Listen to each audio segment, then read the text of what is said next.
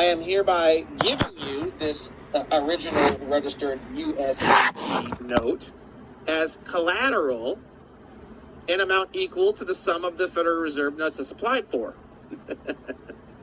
The collateral security thus offered shall be notes, drafts. So we're giving them our note that we just created out of thin air in exchange for their notes that they just created out of thin air. And the reason why we're swapping our notes for their notes is just simply because people won't accept our notes. They will accept their notes, but legally they have to accept both. They don't have a choice. You can start suing people. You can manufacture your own currency, try giving it to people, get them to deny taking it,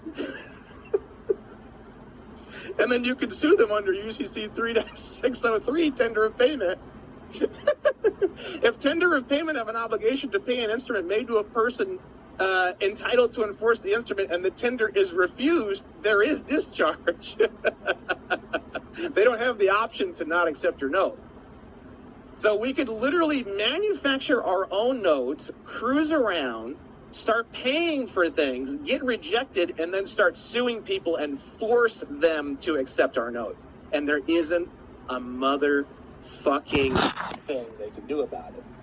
So at the end of the day, the way that it really works is you say, oh, we pay for these things. No, we don't.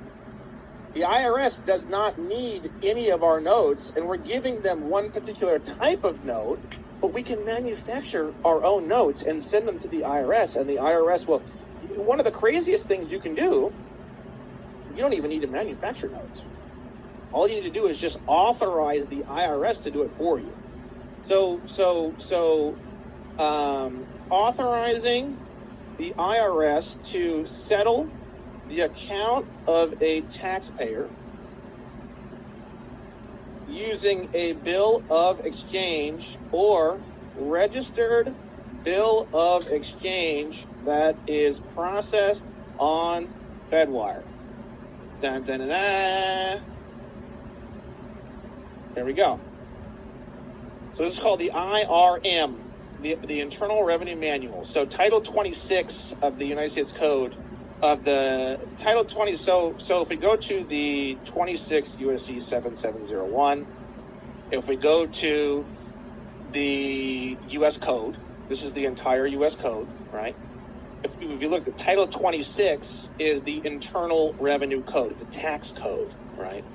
The IRM, the Internal Revenue Manual, is the application of the IRC, but for employees working at the IRS. So it's a manual for internal application of Title 26.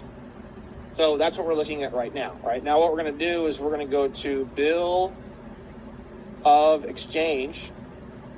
Now, by the way, the term Bill of Exchange, it means an unconditional order to pay, which is currency, remember. So if a bill of exchange or registered bill of exchange is received from a taxpayer, authorizing the campus to settle their account through Fedwire, which is a way to communicate with the Federal Reserve, send everything received to the following address. Department of the Treasury, Office of the Executive Secretary, 1500 Pennsylvania Avenue Northwest, room 3413, Washington, D.C. 20220. So let's go back to the definition of a negotiable instrument, 3-104. Negotiable instrument means an unconditional promise or order to pay. This is currency. You could say currency means an unconditional promise or order to pay. IRS bill. Images. This scary thing that comes in the mail. Oh, so scary. Oh, so scary. This is fucking cash. This piece of paper is a $97,978.55 bill. It's cash. This and this is the same thing. This and this are both negotiable instruments. They both have face value. In fact, if you offered me one of these, or if you offered me this, I would take this. It's worth a lot more. This is worth $97,978.55. This is only worth $100. So all you do is thank you very much for sending me this cash. I appreciate it so much. I'm going to send this cash back to you, and I'm going to authorize you to go and swap the value of this cash for Federal Reserve notes at the Federal Reserve discount window. That's exactly what they're saying here in this thing. If you get a bill from the IRS and you want to authorize the IRS to use that bill as cash and swap it for Federal Reserve notes to zero out the account, send everything received to the following address. That's all we do.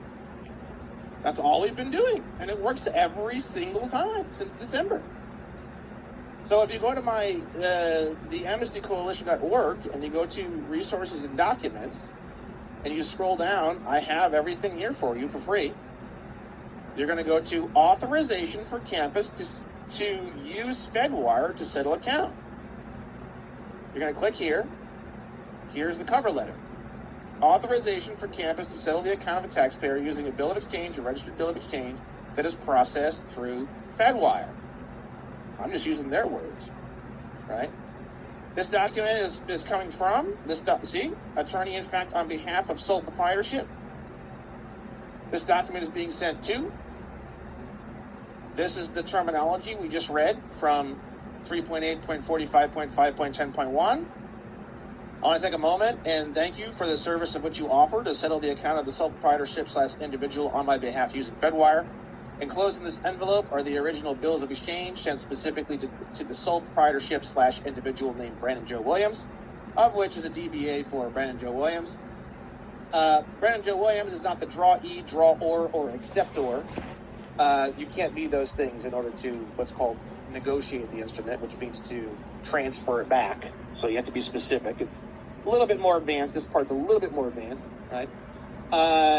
In negotiating these instruments back to you as the person entitled to enforce the instruments, please find the enclosed bills of exchange all endorsed with qualified and special endorsements for your processing in accordance with the UCC 3-311 or the state equivalent and IRM section 3.8.45.5.10.1.